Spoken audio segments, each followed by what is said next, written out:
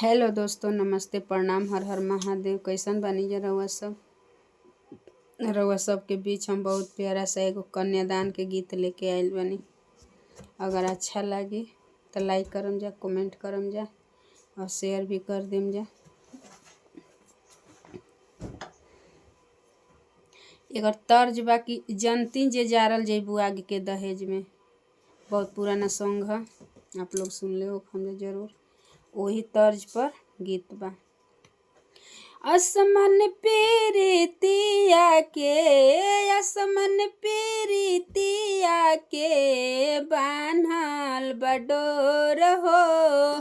आज दिन उतरल पापा, आज दिन उतरल पापा, सिरवा के भार हो।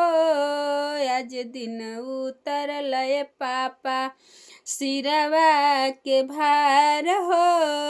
आज दिन उतरल पापा, केहरो ले अइबा पापा, केहरो ले अइबा पापा, बेटा कही गोहरइबा हो। मथवा पर हाथ रखी, मथवा पर हाथ रखी, सिरसु घुरइबा हो। मथवा पर हाथ रखी, सिरसु घुरइबा हो।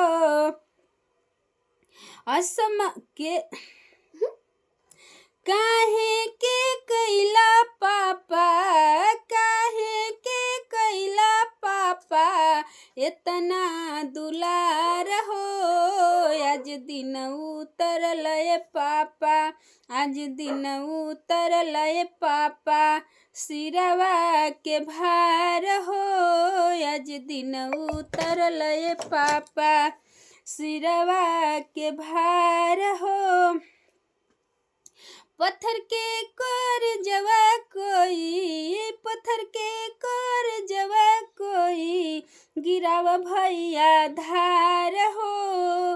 रखिया के लाज भैया, रखिया के लाज भैया, रखिया हमार हो। रखिया के लाज भैया, रखिया हमार हो। असमाना जनिहा भैया, असमाना जनिहा भैया, बेटा तुहार हो। आज दिन उतरल भैया, आज दिन उतरल भैया, सिरवा के भार हो। आज दिन उतरल हो भैया, सिरवा के भार हो। तो देखी जा रहल है कन्यादान के गीत। बहुत दर्द भरा ई कन्यादान के गीत है। आप लोग सुनी जाए और अच्छा लगी तो ज़रूर कमेंट करम जाओ, शेयर भी कर देम जा।